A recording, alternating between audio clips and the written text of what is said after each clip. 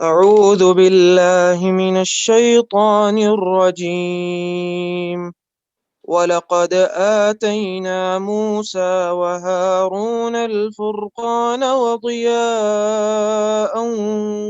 وذكرا للمتقين الذين يخشون ربهم بالغيب وهم من الساعة مشفقون وهذا ذكر مبارك أنزلناه أفأنتم له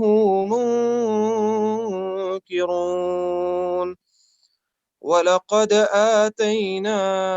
إبراهيم رشده من قبل وكنا به عالمين إذ قال لأبيه وقومه ما هذه التماثيل التي أنتم لها عاكفون قالوا وجدنا آباءنا لها عابدين قال لقد كنتم وآباؤكم في ضلال مبين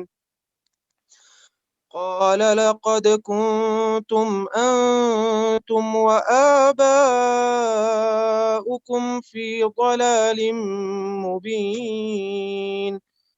قالوا أجئتنا بالحق أم أنت من اللاعبين قال بل ربكم رب السماوات والأرض الذي فطرهن وأنا على ذلكم من الشاهدين وتالله لأكيدن أصنامكم بعد أن تولوا مدبرين.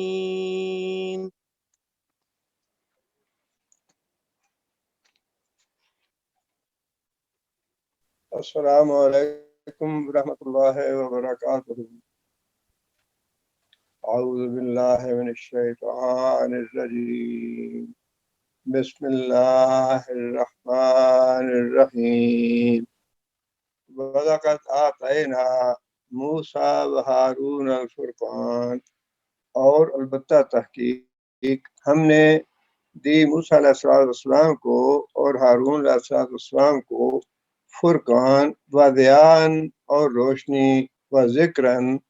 اور ذکر للمتقین متقی لوگوں کے لیے۔ یہاں سے اللہ تعالیٰ نے 10 انبیاء کا ذکر فرمایا ہے، اور ان تمام انبیاء کا ذکر کرنے کا مقصد یہ ہے کہ لوگوں کو یہ بتایا جائے جو اعتراضات کرتے تھے کفار یا مشرکین رسول اکرم صلی اللہ علیہ وسلم پہ،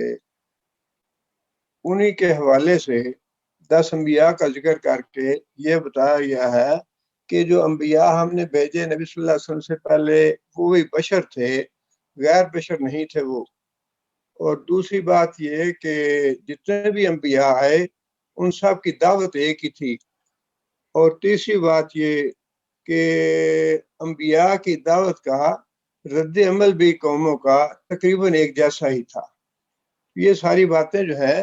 اللہ تعالیٰ نے 10 انبیاء کے حوالے سے بتائیں۔ ان میں تنبیہ ہے کفار مکہ کے لیے بھی، اور تسلی اور اطمینان تھا رسول اکرم صلی اللہ علیہ وسلم کے لیے کہ جو استہزاء کے معاملات ہو رہے ہیں، جو مجھے جھٹلایا جا رہا ہے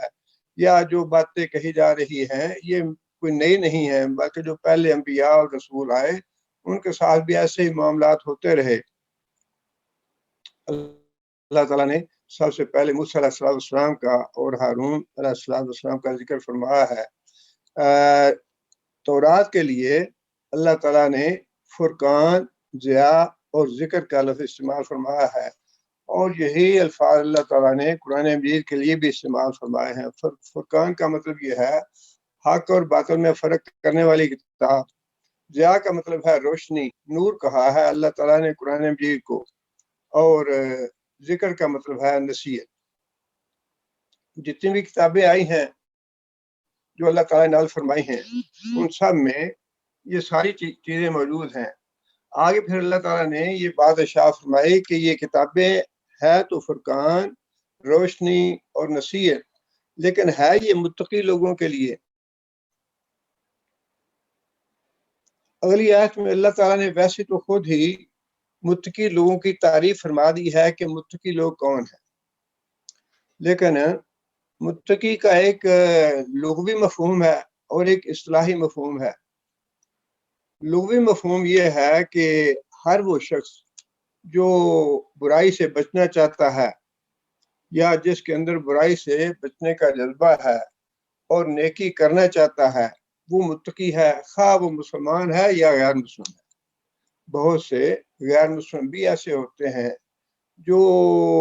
اچھائی کو پسند کرتے ہیں، برائی سے نفرت کرتے ہیں، گناہ سے بچنا چاہتے ہیں، کوئی اچھا اور نیک کام کرنا چاہتے ہیں۔ کفار میں بھی ہیں ایسے لوگ۔ تو لغوی اعتبار سے تو متقی کا مطلب یہی ہے کہ خواہ وہ غیر مسلم ہے یا مسلمان ہے، ان سب کے لیے جو متقی ہیں ان کتابوں میں ہدایت ہے۔ لیکن آگے اللہ تعالیٰ نے اس کا جو اصطلاحی مفہوم ہے وہ بھی بتا دیا کہ متقی لوگ جو ہیں اصل میں وہ ہیں الذین یخشون ربہم بالغیب، جو اپنے رب سے بن دیکھے ڈرتے ہیں، وہم من الساعۃ مشفقون، اور دوسری بات یہ کہ قیامت کے دن سے بھی ڈرتے ہیں۔ دونوں باتوں میں ڈر اور خوف ہے۔ دراصل یہ جو خوف اور ڈر ہے یہ انسان کی اصلاح کے لیے بہت ضروری ہے۔ دونوں چیزیں ویسے تو انسان کی اصلاح کے لیے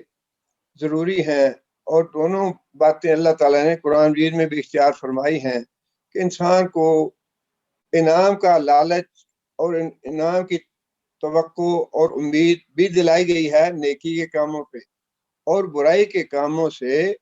جو برا اس کا انجام ہے، اللہ کا عذاب ہے، اللہ کی پکڑ ہے، اسے ڈرا بھی گیا ہے۔ دونوں چیزیں ہیں، لیکن یہ جو خوف اور ڈر اللہ کا ہے یہ باقی جو خوف ہیں ان سے مختلف ہے۔ بہت سے خوف اور بھی لاحق ہوتے ہیں انسان کو۔ مثال کے طور پہ جب بچہ چھوٹی عمر میں ہوتا ہے تو اس کو اپنے ماں باپ کا خوف ہوتا ہے۔ ماں باپ کے ڈر سے بعض اوقات وہ بری بات نہیں کرتا، برے کام نہیں کرتا، جو ماں باپ اس کو اچھائی بتاتے ہیں، نیکی کی بات بتاتے ہیں وہ کرتا ہے، لیکن وہ ماں باپ کے ڈر سے کرتا ہے۔ یہ ڈر جو ہے یہ عارضی ہے۔ جب بچہ بڑا ہو جاتا ہے تو اس کو ماں باپ کا خوف ختم ہو جاتا ہے۔ اسی طرح جب انسان اسکول میں جاتا ہے، مدرسے میں جاتا ہے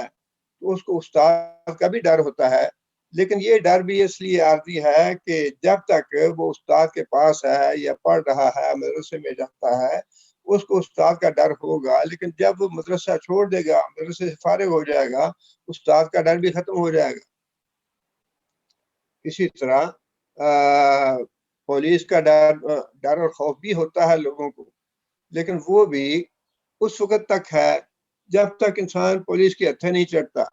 پولیس کے ہتھے چڑھ گیا، پولیس کا ڈر اور خوف ہے، جب پولیس سے چھوٹ گیا تو وہ ڈر بھی ختم ہو گیا۔ اسی طرح بعض اوقات انسان معاشرے کے جو لوگ ہیں یا اعزا و اقارب ہیں یا جو سوسائٹی ہے اس کا بھی ایک ڈر ہوتا ہے کہ فلاں کیا کہے گا، یا میرے چچا ہیں، میرے پھوپھی ہے، میری خالہ ہے، یا فلاں عزیز ہے یا فلاں ہے، وہ کیا کہیں گے۔ یہ بھی ایک خوف اور ڈر کی قسم ہے، لیکن یہ بھی عارضی اور معمولی ہے۔ جب انسان اس ماحول سے نکل جاتا ہے تو وہ ڈر اور خوف بھی ختم ہو جاتا ہے۔ اس لیے باقی جتنے بھی ڈر اور خوف ہیں وہ عارضی ہیں۔ عارضی طور پہ تو انسان کی اصلاح کے لیے کام دے سکتے ہیں، لیکن مستقل طور پہ جو مؤثر ترین ڈر ہے انسان کی اصلاح کے لیے وہ تو صرف اللہ کا ڈر ہے۔ اس لیے کہ اگر اللہ تعالیٰ کی ذات پہ انسان کو ایمان ہو جائے کہ اللہ تعالیٰ مجھے ہر جگہ پہ دیکھ رہا ہے، انسان کسی کے ساتھ ظلم زیادتی نہ کرے، کسی کی حق تلفی نہ کرے، یا کسی کے ساتھ جھوٹا وعدہ نہ کرے، کسی کے ساتھ کوئی غلط بیانی نہ کرے۔ جب یہ انسان کو یقین ہو جائے کہ اللہ تعالیٰ مجھے ہر جگہ پہ دیکھ رہا ہے، تو انسان خواہ خلوت میں ہو، جلوت میں ہو، روشنی میں ہو، تاریکی میں ہو، ہر جگہ پہ یہ جو اللہ کا ڈر ہے یہ تو انسان کے اندر کی بات ہے، باہر کی بات نہیں ہے۔ باقی جتنے ڈر اور خوف ہیں وہ باہر کے ہیں، اور باہر کے ڈر اور خوف جو ہے وہ اس وقت تک ہیں جب تک وہ ان کا وجود ہے۔ جب ان کا وجود ختم ہو جائے گا وہ ڈر اور خوف بھی ختم ہو جائیں گے۔ لیکن یہ جو اللہ کا ڈر ہے یہ باہر کا خوف نہیں ہے، یہ تو دل کے اندر بیٹھ جاتا ہے اور ہر وقت انسان کو چیک کرتا ہے۔ رات کی تاریکی میں بھی چیک کرتا ہے، دن کی روشنی میں بھی چیک کرتا ہے، لوگوں کے درمیان بھی چیک کرتا ہے، تنہائی میں بھی چیک کرتا ہے۔ انسان کو ایک قدم بھی اٹھانے نہیں دیتا بغیر اللہ کی مرضی کے۔ اس لیے اس کا اجر ثواب اللہ نے بڑا رکھا ہے۔ سورہ ملک میں اللہ تعالیٰ نے یہ بات ارشاد فرمائی ہے، ان الذین یخشون ربهم بالغیب لہم مغفرۃ واجر کبیر، جو اللہ تعالیٰ کو بن دیکھے ڈرتے ہیں۔ ایک ڈرنا تو وہ ہے جو قیامت کے دن ڈرنا ہوگا، یا پھر جب انسان علامات دیکھ لیتا ہے، نشانیاں دیکھ لیتا ہے اللہ کی، ایک تو ڈرنا وہ ہے، لیکن وہ ڈرنا کسی کام کا نہیں ہے۔ جو اللہ کے ہاں مغفرت کا باعث اور اجر اور ثواب کا باعث ڈرنا ہے، وہ تو وہی ہے جو انسان کا اس دنیا میں ڈرنا ہے اللہ کو دیکھے بغیر، اور اس میں انسان کو اختیار دیا گیا ہے کہ وہ اگر چاہے تو ڈرے چاہے تو نہ ڈرے، یہ اختیار دیا گیا ہے۔ لیکن جب انسان اللہ تعالیٰ کی نشانیوں کو دیکھ لے گا، موت آ جائے گی، فرشتے آ جائیں گے، یا انسان جنت اور جہنم اپنی آنکھوں سے دیکھ لے گا، اس وقت انسان پھر اللہ تعالیٰ سے منتیں سماجتیں کرے گا، ربنا اخرجنا منہا فإن عدنا انا ظالمون، یا اللہ ہم نے دیکھ لیا سب کچھ، ربنا ابصرنا وسمعنا فرجعنا نعمل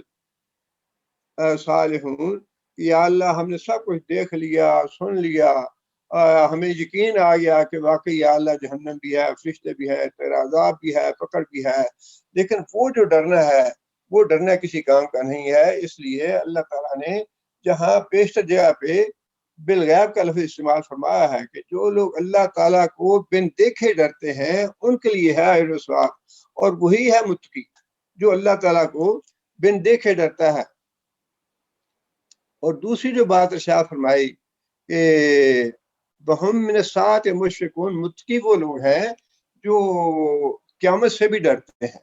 اب ان دونوں میں فرق کیا ہے؟ اصل بات تو ایک ہی ہے کہ قیامت کے دن بھی اللہ نے حساب لینا ہے، اور اس دنیا میں بھی اللہ تعالیٰ ہی کی ذات ہے جس انسان نے ڈرنا ہے۔ یہ جو دنیا میں اللہ تعالیٰ سے ڈرنا ہے یہ ہے جب انسان عمل کر رہا ہے تو اس وقت انسان ڈرے کہ میں جو عمل کر رہا ہوں کیا اللہ ناراض تو نہیں ہو جائے گا اس سے، اللہ مجھے عذاب تو نہیں دے گا اس پہ، اللہ پکڑ تو نہیں لے گا۔ یہ ہے عمل کرتے ہوئے۔ اور وہ جو قیامت کا ڈر ہے وہ ہے حساب لیتے ہوئے کہ جو کام ہم نے کیے دنیا میں، اعمال کیے تھے، اب ان کا ہم نتیجہ دیکھنے والے ہیں، ہمیں پتہ نہیں یہ نتیجہ کیسا نکلے۔ ان میں بڑا فرق ہے۔ دنیا میں جو ہمارا ڈر اور خوف ہے وہ عمل کرتے ہوئے ہے، ایک آدمی متقی ہے، اللہ سے ڈرتا ہے، تو وہ ہر عمل کرتے ہوئے سوچے گا پہلے کہ میں یہ عمل کروں یا نہ کروں۔ یہ جو ڈر دنیا میں ہے اللہ کا، یہ بھی تقوی کی علامت ہے، اس کو اللہ نے متقین کی پہلی علامت بتائی ہے۔ اور دوسری جو متقین کی علامت ہے وہ اللہ نے یہ بتائی ہے کہ جس دن حساب ہونا ہے اس دن کے حساب سے بھی وہ ڈرتے ہیں۔ یہ نہیں ہے کہ دنیا میں نیک اعمال کر لیے اور پھر مطمئن ہو گئے، یہ طرز عمل جو ہے یہ ٹھیک نہیں ہے، بلکہ متقی وہ ہے جو اس دنیا میں عمل کرتے ہوئے بھی ڈرے، اور پھر جو عمل کیے ہیں تقوی کے ہوتے ہوئے، اللہ سے ڈرتے ہوئے جو اعمال کیے ہیں ان اعمال کا حساب کرتے وقت بھی انسان ڈرے کہ وہ جو اعمال ہم نے کیے تھے وہ پتہ نہیں کیسے تھے، اللہ نے قبول کیے یا نہیں کیے۔ اور صحابہ کرام میں یہی فکر تھی جس وجہ سے صحابہ کرام بہت زیادہ رنجیدہ رہتے تھے یا غمزدہ ہوتے تھے یا روتے تھے، وہ یہی وجہ تھی کہ عمل جو ہمیں اللہ کے رسول نے بتائے وہ تو ہم نے کیے، اللہ سے ڈرتے ہوئے کیے، لیکن اب یہ پتہ نہیں کہ قیامت کے دن جب نتیجہ آئے گا، جب ہمیں اللہ نے جزا سزا دینی ہے، حساب کرنا ہے، تو وہ جو اعمال ہیں ہمارے، کیا وہ اعمال باقی اس لائق ہیں کہ ہمیں اجر و ثواب ملے گا؟ کہیں ایسے نہ ہو کہ ان میں کوئی کوتاہی ہو گئی ہو، کوئی کسر رہ گئی ہو، اور ہمارے اعمال جو ہیں اللہ کی بارگاہ سے غیر مقبول ہو جائیں۔ یہ سورہ مومنون میں آگے ہم پڑھیں گے کہ اللہ تعالیٰ نے یہ بات ارشاد فرمائی ہے، والذین یؤتون ما آتوا وقلوبهم وجلۃ انہم الی ربہم راجعون، کہ جو لوگ اللہ کی راہ میں خرچ کرتے ہیں، دیتے ہیں، یا جو بھی عمل کرتے ہیں، وہ نیک عمل کرنے کے بعد بھی ان کے دل کانپتے رہتے ہیں، اور کانپتے اس وجہ سے ہیں کہ انہیں اللہ کی طرف لوٹ کے جانا ہے۔ اب اس آیت کے بارے میں حضرت عائشہ رضی اللہ تعالیٰ عنہ نے نبی صلی اللہ علیہ وسلم سے پوچھا، یا رسول اللہ، کیا اس آیت میں ان لوگوں کا ذکر ہے جو بے روز ہیں، یا نماز نہیں پڑھتے، یا جو بدکار ہیں، یا شراب پیتے ہیں، جو گناہگار لوگ ہیں، کیا اس آیت میں ان لوگوں کا ذکر کیا گیا ہے؟ تو رسول اکرم صلی اللہ علیہ وسلم نے فرمایا کہ نہیں، اس آیت میں ان لوگوں کا ذکر ہے کہ جو روزے بھی رکھتے ہیں، نمازیں بھی پڑھتے ہیں، صدقہ خیرات بھی کرتے ہیں، صلہ بھی کرتے ہیں، یہ سارے نیک اعمال کرنے کے بعد پھر بھی ڈرتے رہتے ہیں کہ جب حساب ہونا ہے تو پھر ہمیں پتہ نہیں کہ ہمارا کیا حال ہوگا یا ہمارا نتیجہ کیا نکلے گا۔ یہ دونوں بالکل الگ الگ چیزیں ہیں، اللہ سے ڈرنا اس دنیا میں، اور پھر آخرت میں اپنے اعمال کا حساب کتاب کے نتیجے میں ڈرنا کہ ہمارے اعمال کا نتیجہ کیسا ہوگا۔ حضرت عبید اللہ تابعی ہیں، اور وہ کہتے ہیں کہ میرا 30 صحابہ کرام سے میری ملاقات ہے، اور ان 30 صحابہ کرام میں سے جلیل القدر صحابہ کرام بھی ہیں، ام المومنین حضرت عائشہ رضی اللہ تعالیٰ عنہا بھی ہیں، اور وہ کہتے ہیں کہ یہ سارے لوگ 30 صحابہ کرام جن سے میں ملا، ان کو اس بات کا ڈر تھا کہ قیامت کے دن ہمارے نیک اعمال جو ہیں ان کا نتیجہ کیسا ہے۔ حضرت عمر بن عاص رضی اللہ تعالیٰ عنہ فاتح مصر ہیں، اور جن صحابہ کرام نے دنیا میں دین پھیلایا اور مختلف ملکوں میں جا کے حکومتیں بنائیں اور اسلام کی اور قرآن عزیز کی اشاعت کی، ان کے لیے تو بڑا صدقہ ہے، وہ ساری چیزیں صدقہ جاریہ ہیں۔ جتنے بھی لوگ وہاں پہ ایمان لائیں گے، جو نیک اعمال کریں گے، ان کا اجر و ثواب جو ہے وہ ان کو ملنے والا ہے۔ لیکن اس کے باوجود ان کا حال یہ تھا کہ فوت ہونے لگے تو رونے لگے۔ لوگوں نے پوچھا کہ آپ کس بات سے روتے ہیں؟ تو کہنے لگے کہ رسول اللہ صلی اللہ علیہ وسلم کی حیات طیبہ میں اگر ہم فوت ہو جاتے تو پکی بات ہے ہم جنت میں جاتے۔ رسول اللہ صلی اللہ علیہ وسلم کی موجودگی میں ہم نے نیک اعمال کیے، نبی صلی اللہ علیہ وسلم ہمیں ہدایات دیتے رہتے تھے، نبی صلی اللہ علیہ وسلم کے مجلس میں چلے جاتے۔ اس وقت جو ہماری کیفیت تھی وہ بالکل ایسی تھی کہ جیسے جنت یقینی ہے ہمارے لیے۔ لیکن جب نبی صلی اللہ علیہ وسلم فوت ہو گیا تو اس کے بعد ہمارے اعمال جو تھے وہ ملے جلے ہو گیا، کچھ ہم نے غلطیاں بھی کی، گناہ بھی ہوئے، نیکیاں بھی ہوئیں، اچھے کام بھی ہوئے۔ اب مجھے یہ پتہ نہیں کہ اللہ تعالیٰ کے ہاں ہمارے اعمال کا نتیجہ کیا نکلتا ہے۔ یہ ہے قیامت سے ڈرنا۔ اللہ سے ڈرنا یہ ہے کہ اس دنیا میں انسان ڈرتے ہوئے اللہ سے کام کرے، نیکی کام کرے اور برائی سے رکا رہے، یہ ہے اللہ سے ڈرنا اس دنیا میں۔ اور وہ جو قیامت کی بات اللہ نے بتائی ہے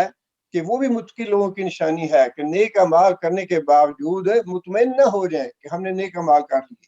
بلکہ دل میں یہ اضطراب اور پریشانی رہے، واجلۃ قلوبہم، اور کہ ان کے دل جو ہے وہ کانپتے رہتے ہیں اس ڈر سے اور اس خوف سے کہ ہم نے ابھی آگے جا کے اللہ تعالیٰ کو حساب کتاب دینا ہے، نتیجہ دیکھنا ہے کہ ہمارے اعمال کا نتیجہ کیا ہے۔ حضرت عبداللہ بن مسعود رضی اللہ تعالیٰ عنہ قرآن مجید کے سب سے بڑے معلم تھے۔ فرمایا کہ جس نے قرآن سیکھنا ہے عبداللہ بن مسعود سے جا کے سیکھے۔ ان کا حال یہ تھا کہ وہ اکثر یہ کہتے تھے کہ ان کے سامنے کسی آدمی نے یہ بات کہی، کسی صحابی نے، کہ میری خواہش یہ ہے کہ قیامت کے دن اللہ تعالیٰ مجھے مقرب لوگوں میں سے اٹھائے اور مجھے ان لوگوں میں شامل کر دے۔ مقرب لوگ وہ ہیں جو اصحاب الیمین سے بھی اوپر کے درجے والے ہیں، سب سے اعلیٰ درجے کے لوگ جو ہیں وہ مقرب ہیں اللہ تعالیٰ کے، اس کے بعد اصحاب الیمین ہیں۔ تو صحابی نے تمنا کی کہ اللہ تعالیٰ مجھے اپنے مقرب بندوں میں شامل کر دے۔ حضرت عبداللہ بن مسعود رضی اللہ تعالیٰ عنہ کہنے لگے میری تمنا تو یہ ہے کہ اللہ مجھے دوبارہ زندہ ہی نہ کرے، اللہ تعالیٰ مجھے دوبارہ زندہ ہی نہ کرے تاکہ مجھے اپنے اعمال کا نتیجہ دیکھنا ہی نہ پڑے۔ یہ ہے قیامت کا ڈر، اور یہ دونوں متقی لوگوں کی علامتیں ہیں۔ ہم نے تراویح پڑھ لی، روزے رکھ لیے، تلاوت کی، زکوٰۃ بھی دے دی، صدقہ خیرات بھی کر دیا، اور پھر ہم بڑے خوش ہو جاتے ہیں، بڑے مطمئن ہو جاتے ہیں، جی ہم نے سارا کچھ کر لیا۔ یہ جو کیفیت ہے یہ متقی لوگوں والی نہیں ہے۔ اللہ نے جو متقی لوگوں کی علامتیں دونوں بتائی ہیں وہ یہ ہیں کہ ٹھیک ہے نیک اعمال کرو اللہ کے ڈر سے، یہ بھی تقوی کی علامت ہے، یہ بھی مطلوب ہے، لیکن نیک اعمال کر کے مطمئن ہو جانا اور خوش ہو جانا اور یہ کہنا نہیں جی اب تو ہمارے لیے جنت بالکل ہے اور کوئی ہمارے اعمال میں کوتاہی نہیں ہوگی، یہ چیز جو ہے یہ تقوی سے باہر۔ تقوی کی دوسری علامت ہی یہ ہے کہ انسان قیامت کے خوف جو ہے، حساب کتاب کا خوف، وہ بھی انسان پہ رہے۔ اور قیامت کے جو مراحل ہے، قیامت کا مطلب یہ نہیں ہے کہ قیامت جو ہے وہ جب اٹھائے جائیں گے اور حشر میں پہنچیں گے تو حساب کتاب شروع ہوگا تو وہ مراد ہے قیامت، بلکہ قیامت کا جو ہے نا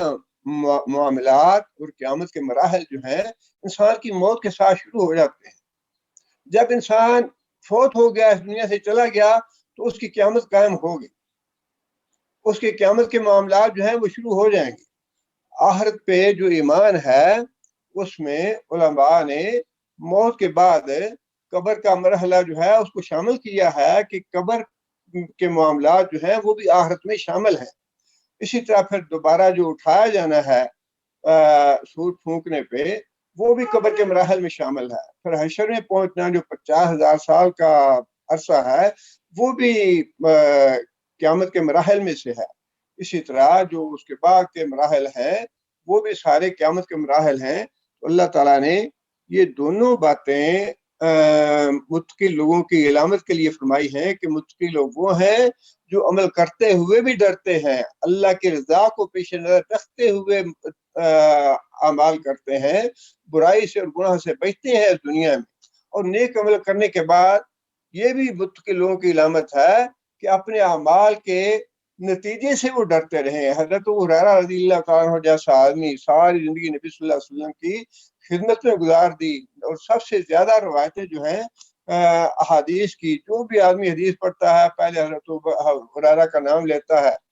اور ان کے لیے صدقہ جاریہ ہے، کتنی نیکیاں اکٹھی ہوں گی ان کے نام اعمال میں۔ لیکن ان کا یہ عالم تھا کہ بات یہ نہیں ہے کہ نبی صلی اللہ علیہ وسلم کی صحبت بھی تھی، نبی صلی اللہ علیہ وسلم کے وعدے وعید بھی تھے، اللہ کے وعدے وعید بھی تھے، قرآن بھی تھا، حدیث بھی تھی، سب کچھ تھا، لیکن ڈر اس بات کا تھا کہ جو معیار اللہ کو مطلوب تھا اعمال کا، جو تقوی اللہ کو مطلوب تھا، جو چیز اللہ چاہتے تھے، کیا وہ ہم کر پائے ہیں یا نہیں کر پائے۔ موت کے وقت رونے لگے تو کہنے لگے کہ میرے آگے اب دو گھاٹیاں ہیں، دو راستے ہیں، ایک جنت کو جاتا ہے، ایک جہنم کو جاتا ہے، اور مجھے یہ پتہ نہیں کہ میں اس راستے پہ جانے والا ہوں یا اس راستے پہ جانے والا ہوں۔ یہ وہ ڈر ہے، خوف ہے جو مطلوب ہے، جو متقی لوگوں کی اللہ نے علامت بتائی ہے کہ نیک اعمال کرنے کے بعد ان کے نتیجے کے بارے میں بھی ڈرتے رہتے ہیں کہ پتہ نہیں ہمارے اعمال کا نتیجہ کیا نکلے گا۔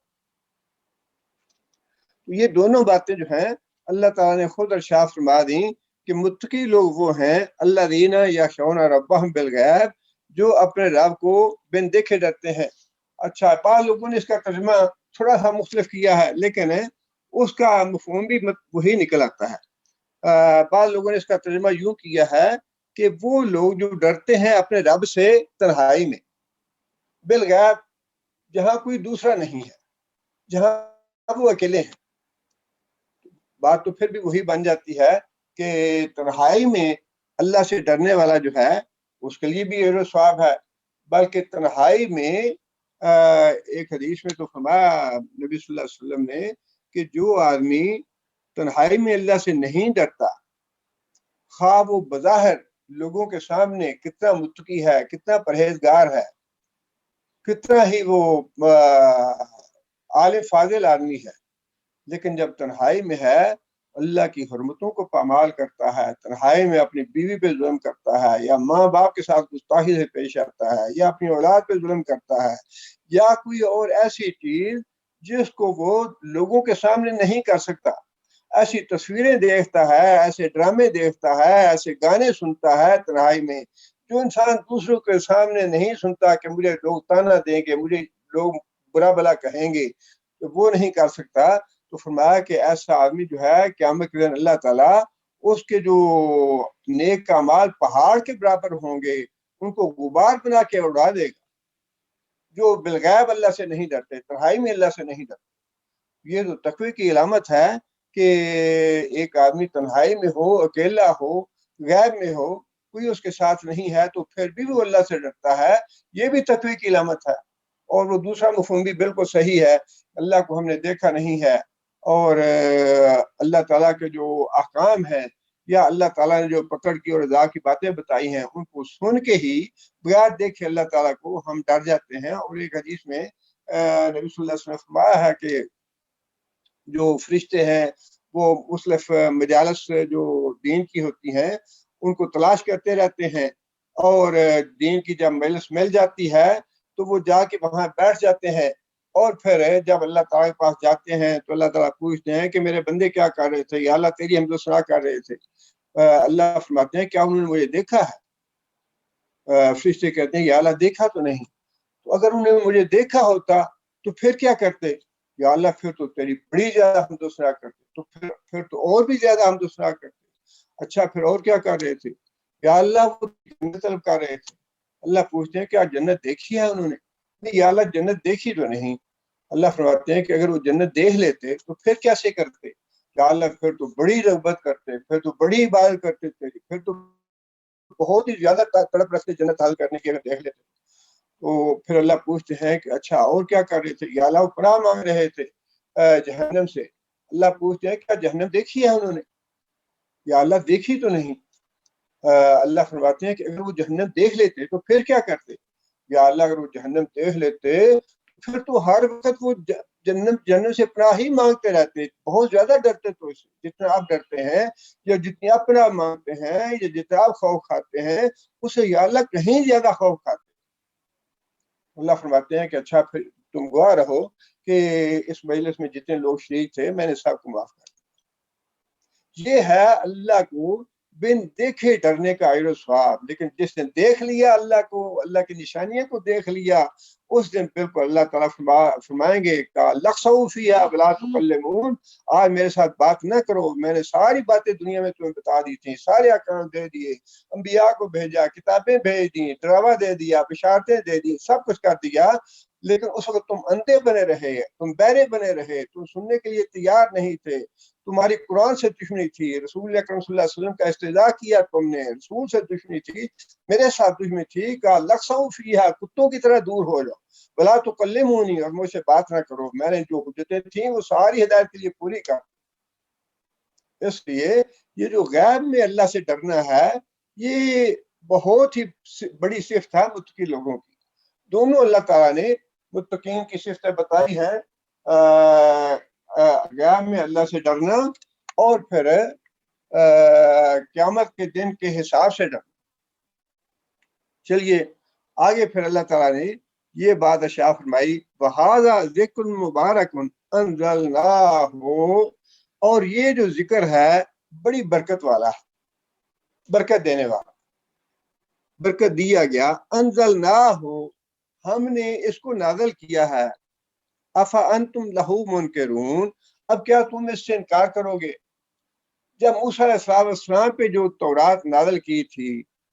اس کو تم مانتے ہو، موسیٰ علیہ السلام پہ ایمان لاتے ہو، اور ان پہ جو وحی نازل کی گئی اس کو تسلیم کرتے ہو، اس کا اقرار کرتے ہو، اب ہم نے محمد صلی اللہ علیہ وسلم پہ یہ کتاب نازل کی ہے، تو کیا اب اس کا انکار کرنے کی کوئی گنجائش باقی ہے؟ پہلے انبیاء پہ تم ایمان رکھتے ہو، ان کی کتابوں پہ بھی ایمان لاتے ہو، لیکن اب جو ہم نے رسول بنا کے بھیجا، اب جو ہم نے کتاب نازل کی، کیا اس سے انکار کرنے کی کوئی گنجائش موجود ہے؟ اب تمہیں انکار نہیں کرنا چاہیے، مان لینا چاہیے اس کو بھی۔ اللہ تعالیٰ نے تورات کے لیے جو الفاظ استعمال فرمائے وہ فرقان، ضیاء اور ذکر ہے۔ یہاں اللہ تعالیٰ نے قرآن مجید کے لیے جو لفظ استعمال فرمایا ہے وہ ہے مبارکن، کہ یہ برکت دی گئی کتاب ہے، بڑی برکت والی کتاب ہے، اس سے برکت حاصل ہو سکتی ہے۔ برکت کا لفظ جو ہے وہ ہم اکثر استعمال کرتے ہیں، لیکن اس کا مفہوم جو ہے وہ کم لوگ جانتے ہیں۔ اس کے دو معنی ہیں برکت کے۔ ایک معنی تو یہ ہے کہ جو نعمتیں اللہ تعالیٰ نے کسی کو دے رکھی ہیں، اللہ ان برکتوں کو قائم اور دائم رکھے اور ان کو واپس نہ لے لے، ان میں کمی نہ کر دے۔ اللہم انا نعوذ بک من زوال نعمتک، یا اللہ جو نعمتیں تو نے دی ہیں ہم اس سے پناہ مانگتے ہیں کہ تو واپس لے لے یا ان میں کمی کر دے۔ برکت کا ایک مطلب یہ ہے کہ جو نعمتیں دے رکھی ہیں اللہ تعالیٰ نے وہ قائم دائم رہے، وہ ہمیشہ ہمارے پاس رہے۔ اور دوسرا مطلب یہ ہے کہ جو اللہ نے نعمتیں ہمیں دے رکھی ہیں اللہ ان میں اور بھی اضافہ کرے۔ دونوں معنی ہے اس کے۔ جب ہم یہ کہتے ہیں کہ اللہم بارک علی محمد وعلی آل محمد، یا اللہ محمد صلی اللہ علیہ وسلم کو برکت عطا فرما اور ان کی آل کو بھی برکت دے، اس کا مطلب یہ ہے کہ ہم اللہ تعالیٰ سے یہ دعا کرتے ہیں کہ یا اللہ جو تو نے عزت اور عظمت اللہ اپنے محمد صلی اللہ علیہ وسلم کو دی ہے وہ ہمیشہ قائم دائم رکھ، اس میں کسی قسم کی کمی واقع نہ ہو، خواہ کوئی کتنا ہی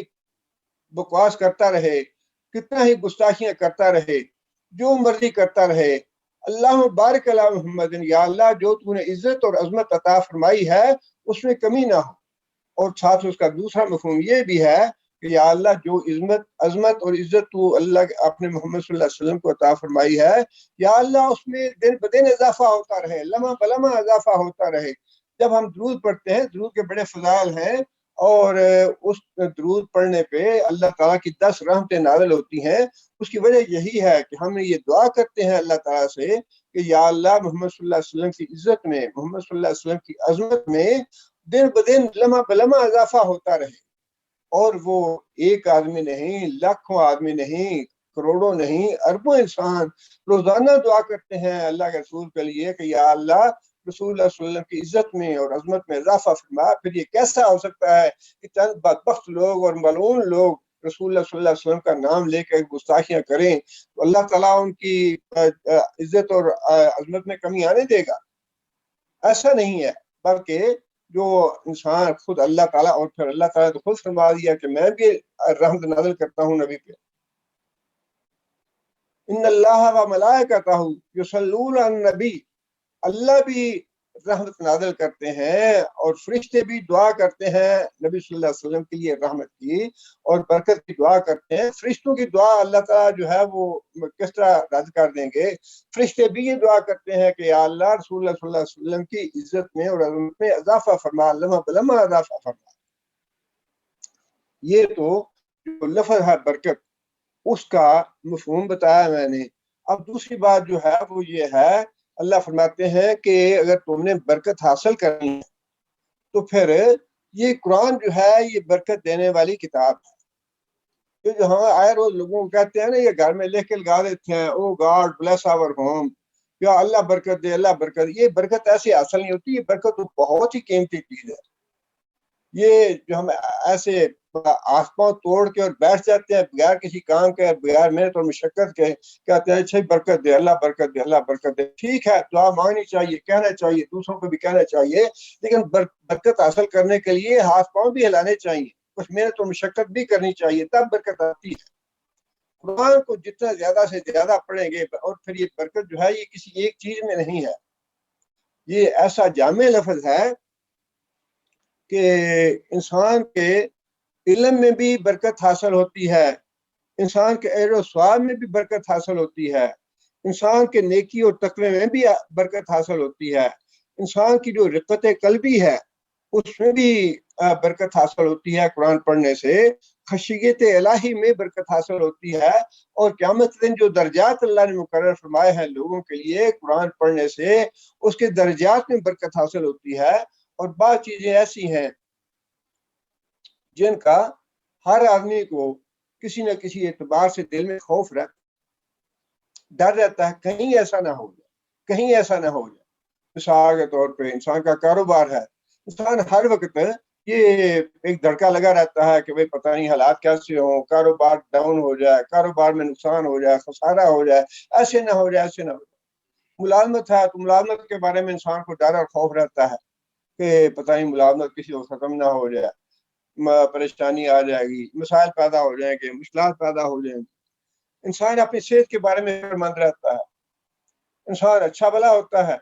وہی ڈاکٹر کے پاس گئے تھے، چیک کرایا ہے تو وہ فلاں مرض نکلا ہے، کینسر نکلا ہے، یا فلاں تکلیف آ گئی ہے، فلاں ہو گیا ہے۔ انسان اپنی صحت کے بارے میں بھی یہ فکر مند رہتا ہے۔ اسی طرح بہت سی چیزیں ہیں۔ نظر کے بارے میں فرمایا کہ بعض اوقات جو ہمارے بڑے قریب ہوتے ہیں، ہم سے محبت کرنے والے لوگ ہوتے ہیں اور ہمارے خیر خواہ اور ہمدرد ہوتے ہیں، ان کی نظر بھی لگ جاتی ہے۔ اب یہ چیزیں ہیں جن سے انسان پریشان رہتا ہے، خوفزدہ رہتا ہے۔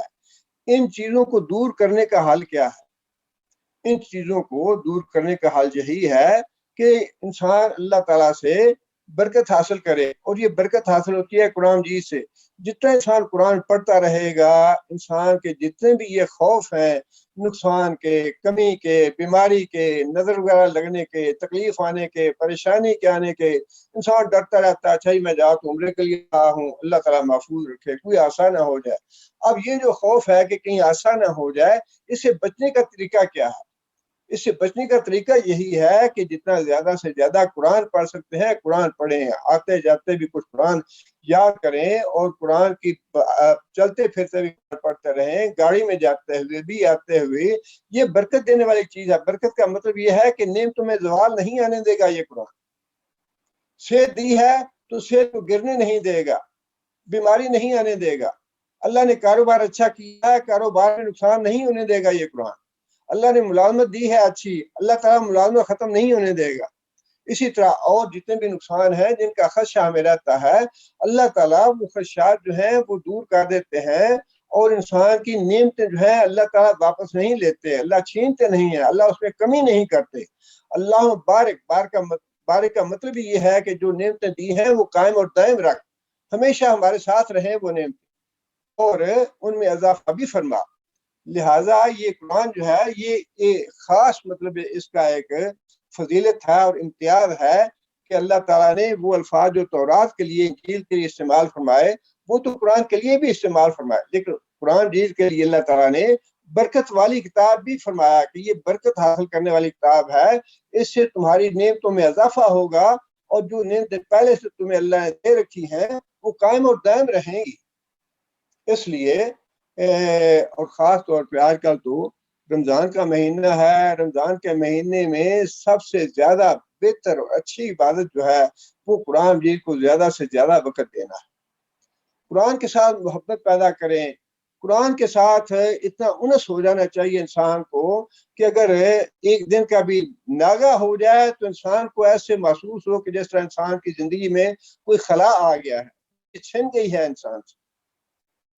ہمارے والد صاحب کے استاد تھے مولانا تعالیٰ حنیف، اللہ تعالیٰ غریب کے رحمت کرے استاد پہ بھی اور شاگرد پہ بھی۔ وہ کالج کے زمانے میں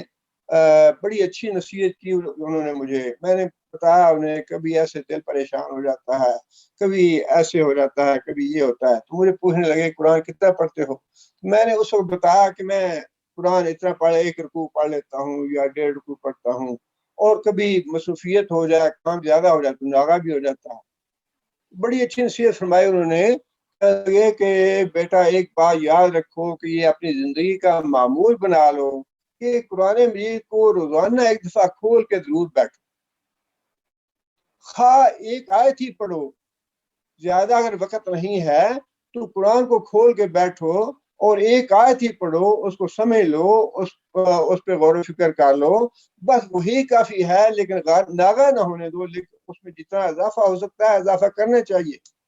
اور خاص طور پہ رمضان کا مہینہ ہے الحمدللہ یہاں پہ، اور یہ جو وبا آئی ہے اور جو مصیبت آئی ہے اللہ تعالیٰ دور فرمائے، اس کی وجہ سے تو اور بھی ہمیں زیادہ نیکی میں مستعد ہو جانا چاہیے، اور بھی زیادہ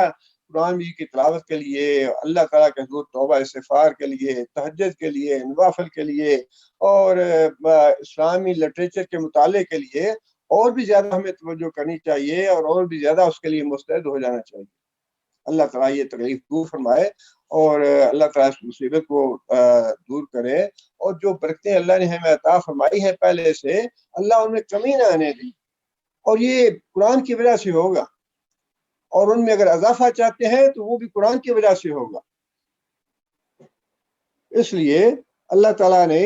یہ قرآن مجید کے یہ بات ارشاد فرمائی کہ ھذا ذکر مبارک انزلناہ، یہ جو ہم نے کتاب نازل کی ہے یہ برکت والی کتاب ہے، افانتم لہ منکرون، کیا تم اس پہ ایمان نہیں لاؤ گے، کیا اس کا انکار کر دو گے؟ آگے پھر اللہ تعالیٰ نے حضرت ابراہیم علیہ السلام کا واقعہ بیان فرمایا ہے، اور وہ واقعہ ویسے تو اس سے پہلے بھی ہم پڑھ چکے ہیں، شاید سورہ انعام میں پڑھا ہے ہم نے، تو انشاءاللہ اگلی نشست میں حضرت ابراہیم علیہ السلام کے واقعے سے شروع کریں گے۔ اللہ تعالیٰ سے دعا ہے کہ اللہ تعالیٰ ہمیں رمضان کے تقاضے پورے کرنے کی توفیق عطا فرمائے، اور بات پھر وہی ہے کہ ہمیں نیک اعمال کر کے، یہ نماز روزہ کر کے، یا عمرہ کر کے، یا صدقہ خیرات کر کے، زکوٰۃ ادا کر کے تو مطمئن نہیں ہونا۔ یہ قدرتی بات ہے، نیکی سے انسان کو ایک گناہ سکون تو ملتا ہے، انسان کی طبیعت جو ہے مطمئن ہو جاتی ہے، فرحت آتی ہے انسان کو، لیکن وہ جو بات ہے نا تقوی والی، وہ بات یہی ہے کہ اس کے نتیجے سے انسان ڈرتا رہے کہ قیامت کے دن یہ میرے جو نیک اعمال ہیں ان کا نتیجہ کیسا ہوگا، ان کے بعد 50% آئیں گے یا 60% آئیں گے یا 70% آئیں گے یا 80% آئیں گے۔ کوشش تو یہ کرنی چاہیے کہ نیک اعمال اتنے خلوص کے ساتھ کیے جائیں، اتنے تقوی کے ساتھ کیے جائیں، اور اللہ سے اتنی محبت کے ساتھ کیے جائیں کہ ان کے نمبر جو ہیں وہ 100% آئیں۔ لیکن ہم لوگ تو ناکارہ ہیں، اور اللہ تعالیٰ معاف کرے، ہزاروں کوتاہیاں ہیں، پتہ نہیں کیا کچھ ہوتا ہے ہمارے دماغ میں، ہماری نیتیں کیسی ہوتی ہیں۔ اللہ تعالیٰ ہماری نیت کو پاک اور صاف کرے، اور اللہ سے ڈرنے کی توفیق عطا فرمائے، نیک اعمال کرنے کی توفیق عطا فرمائے،